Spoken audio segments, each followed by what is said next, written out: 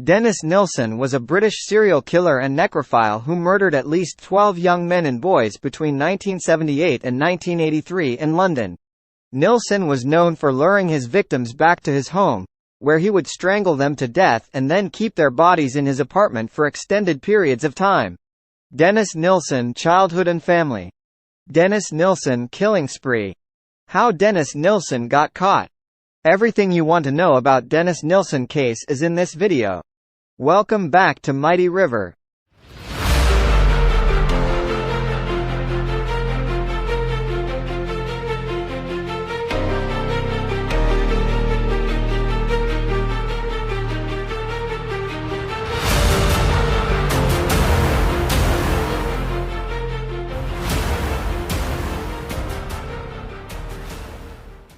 Dennis Nilsen was born on November 23, 1945, in Fraserburgh, Scotland, to parents Elizabeth White and Olav Nilsen.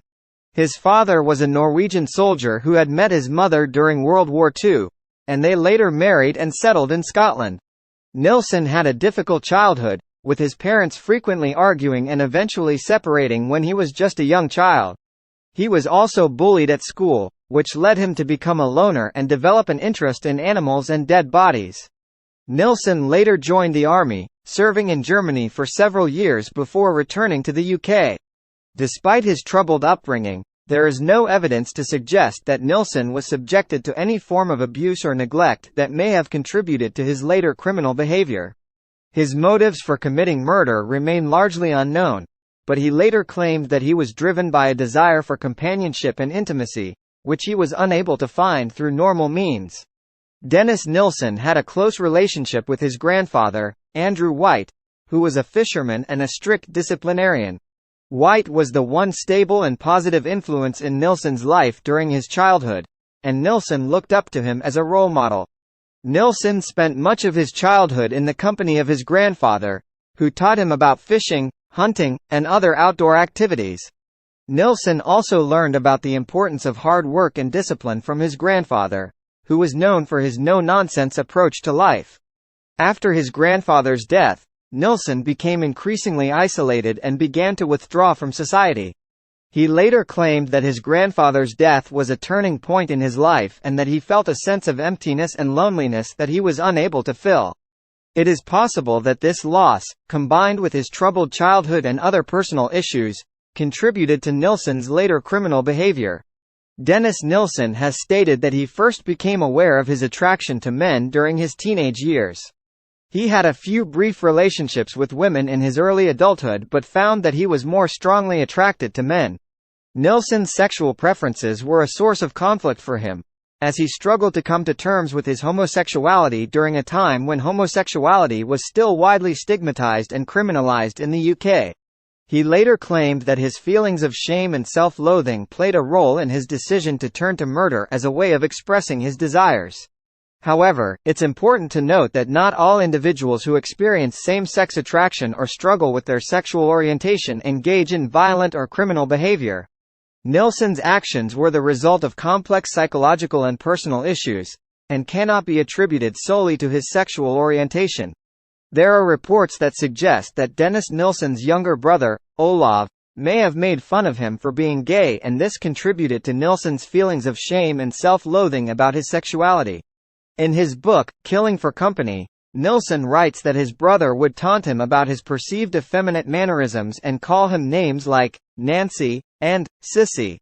Nilsen also wrote that his brother was physically violent towards him at times.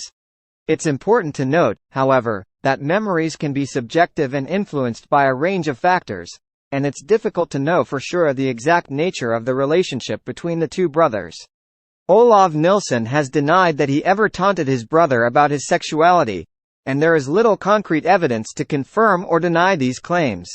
In February 1983, a drain cleaning company was called to the apartment building where Nilsen lived, after residents reported that the drains were blocked and that there was a foul smell coming from the pipes. The drain cleaning company discovered that the blockage was caused by human remains that had been flushed down the toilet by Nilsen. The police were called to the scene and began a thorough search of Nilsen's apartment. They discovered human remains throughout the apartment, including in a large cooking pot and in a tea chest. Nilsen was subsequently arrested and charged with murder. Dennis Nilsen's first known victim was a 14-year-old boy named Stephen Holmes. According to Nilsen's confession, after inviting Holmes to his apartment for a drink, he plied him with alcohol and made sexual advances towards him. When Holmes rejected his advances, Nilsen strangled him with a ligature, which was likely a necktie or a cord. After killing Holmes, Nilsen kept his body in his apartment for several months, bathing and dressing it and even talking to it as if it were still alive. He eventually dismembered the body and disposed of it, either by burning it in a backyard bonfire or flushing the remains down the toilet. Nilsen's victims were all young men and boys whom he met in various locations throughout London, including at pubs, on the street, and at job centres. He would typically lure them back to his apartment with the promise of food, alcohol, or a place to stay, before killing them and disposing of their bodies. Dennis Nilsen's killing spree lasted from 1978 to 1983, during which he murdered at least 12 young men and boys, although he later claimed to have killed a total of 15 victims. Nilsen's killings went undetected for several years, due in part to the fact that he lived alone and was able to dispose of the bodies without arousing suspicion. However, his crimes eventually came to light after human remains were discovered in the drains outside his apartment building in February 1983. Following his arrest, Nilsen was tried and convicted of 6 counts of murder and 2 counts of attempted murder. He was sentenced to life imprisonment, with a recommendation that he serve a minimum of 25 years before being considered for parole. He was initially sent to Albany Prison on the Isle of Wight, where he remained until 1992. He was then transferred to Full Sutton Prison in Yorkshire, where he remained until his death in 2018. During his time in prison, Nilsen made several attempts to appeal his sentence and to secure parole, but all of his appeals were ultimately denied. He also wrote several books and articles about his crimes and his experiences in prison, but these were largely unsuccessful and met with criticism from the public and the families of his victims. Nilsen's crimes shocked the UK and he became known as one of the country's most notorious serial killers. His killing spree was characterized by a sense of control and domination over his victims, as well as a profound sense of isolation and loneliness. Nilsen's crimes remain a subject of fascination and study for criminologists and true crime enthusiasts. Dennis Nilsen died in prison on May 12, 2018, at the age of 72. The cause of death was reported as pulmonary embolism and retroperitoneal hemorrhage. Nilsen had been in poor health for some time and had suffered a number of health issues in the years leading up to his death. He had reportedly been hospitalized for chest pains and breathing problems in the months before his death. Nilsen's death was met with mixed reactions, with some people expressing relief that he would never be released from prison, while others expressed sadness for the families of his victims and the unresolved questions surrounding his crimes.